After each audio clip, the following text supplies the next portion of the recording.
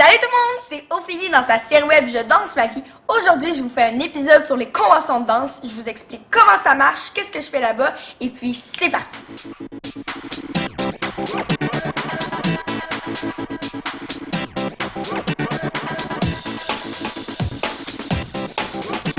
Premièrement, je voulais vous dire qu'aujourd'hui, on est accompagné de deux êtres inexistants, les canines. Yeah, c'est super en secondaire 1 d'avoir pas de canines. Sur Instagram, sur les réseaux sociaux, en fait, vous m'avez beaucoup posé de questions à propos des conventions. C'est quoi? Comment ça marche? Donc aujourd'hui, dans la vidéo, je vais vous répondre à ces questions-là. Premièrement, je tiens à vous expliquer c'est quoi une convention, parce que certains d'entre vous ne savent pas c'est quoi. Une convention, c'est une fin de semaine que tu vas prendre des classes de danse avec des chorégraphes externes, souvent qui sont très connus, hashtag Travis Wall, Nick Lazzarini, qui ont fait You Think We Can Dance. Et puis, une convention, souvent, il va y avoir une compétition aussi dedans, c'est ça qui est un peu mélangeant. Dernièrement, je suis allée à Jump Albany et puis à 24/7 à Rochester. Et puis, ces deux conventions-là font partie de la compagnie Break the Floor qui produisent 3 compétitions, convention, 24/7, Jump et puis Nouveau, que je vais aller à Boston en février. Et puis, ils font aussi les Dance Awards, c'est comme les nationaux un peu. La partie compétition, on compétitionne nos solos, des fois des troupes, et puis comme une compétition normale. Cette année, j'ai compétitionné à Rochester et aussi à Albany avec mon nouveau solo Voices, chorégraphié par Valérie Lavoie. C'est un solo de contemporain. Et puis, ça s'est quand même très bien passé pour moi dans les compétitions. Surtout que j'ai dansé contre des danseurs qui se classaient dans le top 10 des Dance Awards.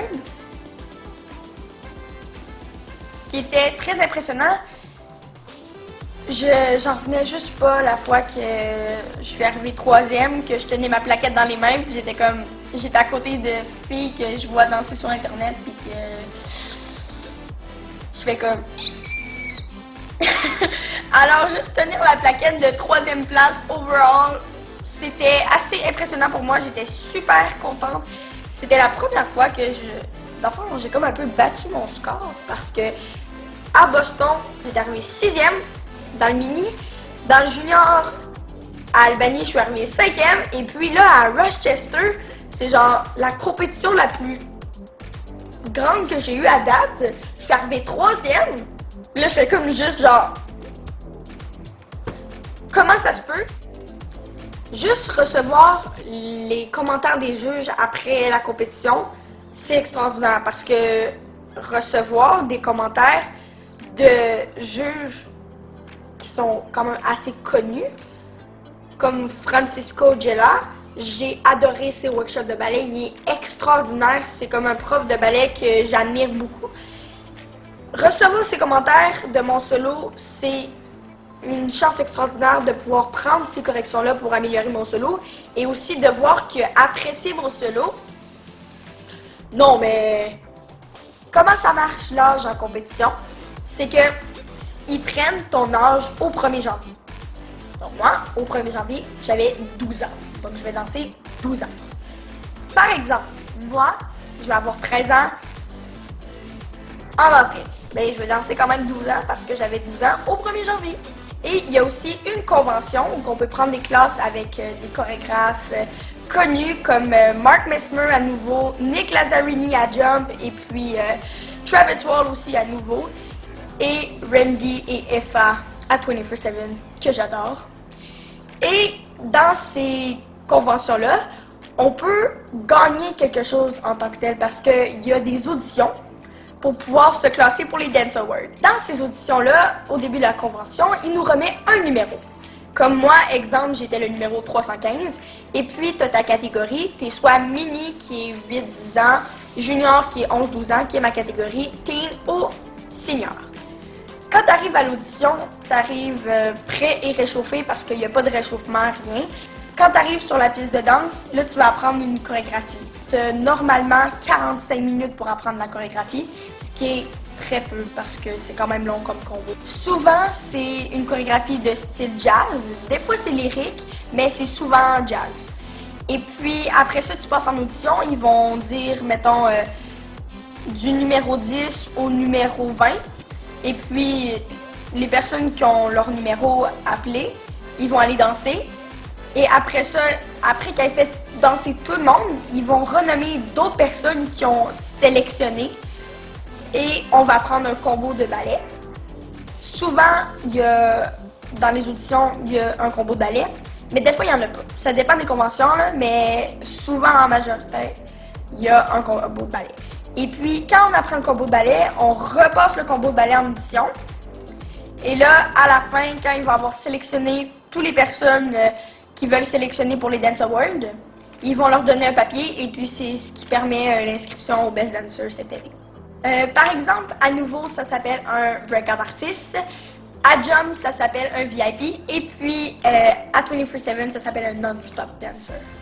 Vous avez posé beaucoup de questions à propos des winners. Qu'est-ce que c'est? Dans le fond, les winners, c'est les gagnants de les personnes qui ont été sélectionnées. Normalement, parmi, mettons, les 20 personnes qui ont été sélectionnées pour être VIP, il va y avoir comme 5 gagnants. C'est les 5 meilleurs de tous les gagnants, déjà. C'est comme les gagnants des gagnants. And we have 6 junior female winners from QMDA. Ophelia, begin. Moi, à Albany, j'ai eu la chance d'être Jump VIP winner. Donc, l'année prochaine, ben, je peux aller à n'importe quel Jump avec mon scholarship et puis m'inscrire gratuitement. Donc, c'est super, super, super, super cool. Cette année, c'est la 4e année que je me classe pour les Dance Awards. Donc, c'est super parce que je peux participer aux Dance Awards cet été. C'est une chance de pouvoir aller soit à Las Vegas ou à Orlando. Yeah! Plusieurs d'entre vous m'ont posé comme question comment on s'habille en convention. Ben, en convention, tu peux t'habiller comme tu veux. Mais moi, je préfère porter des vêtements qui sont comme plus adaptés au style que tu vas danser. Comme par exemple, quand c'est du ballet, ben, je vais mettre des léotards. Quand c'est du jazz, je vais mettre des léotards. Ou soit un top avec des leggings ou des shorts. On peut porter ce qu'on veut dans le fond en convention. Si ça tente de porter un chandail, porte un chandail. Si ça tente de porter des leggings, porte des leggings. Tu peux porter tout ce que tu veux. Par exemple, je sais pas si dans certaines conventions, il va y avoir un code vestimentaire, mais ça arrive des fois. Donc, ça, il faut vraiment voir sur le site s'il y a un règlement à propos du code vestimentaire. S'il n'y en a pas, tu fais comme tu veux. Mais moi, je conseille de t'habiller selon le style. Si c'est du hip-hop, ben, habille-toi pas en ballet. C'est le seul conseil. Je vous conseille vraiment de vous attacher les cheveux parce que ça bouge beaucoup, il y a beaucoup de monde et ça serait pas le fun de se ramasser avec les cheveux pognés dans quelqu'un d'autre. Ou juste d'avoir les cheveux d'en face pendant tout le long du workshop. J'ai déjà eu l'expérience et puis j'aime pas, vraiment pas. Fait que moi je préfère les attacher bien comme il faut en arrière en chignon ou en couette. Comme ça tient puis c'est plus facile à danser. J'ai aussi eu la question de est-ce qu'on devait se maquiller dans les conventions?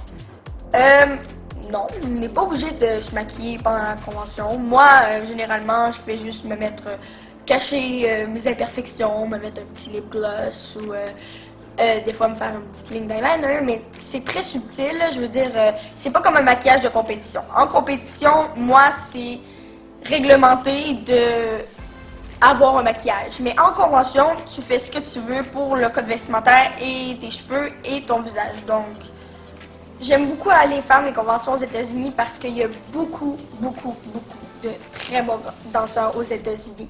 Mais aussi parce que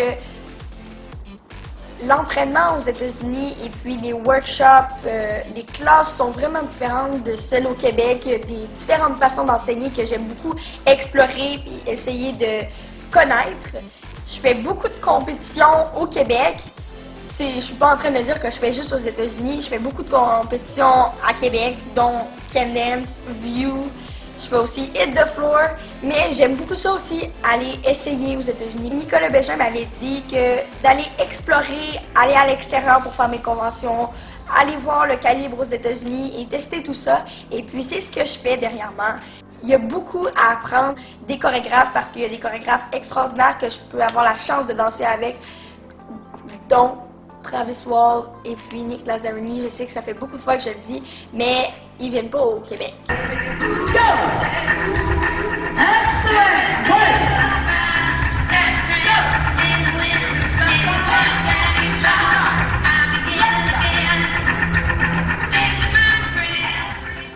conclusion, j'espère que vous avez bien compris comment ça marchait les conventions de danse. Et puis, je vous invite vraiment à aller prendre des conventions de danse au Québec, aux États-Unis, n'importe où. En bref, ça vous permet d'apprendre beaucoup de choses à propos de chorégraphie. Ça vous apprend à apprendre des chorégraphies plus rapidement, à prendre beaucoup d'expérience. Et aussi d'être versatile parce que dans les conventions de danse, on fait souvent plusieurs styles. Alors, si vous avez aimé la vidéo, cliquez j'aime, abonnez-vous, écrivez-moi un message, dites-moi c'est quoi votre passion. À la prochaine. Peace, guys!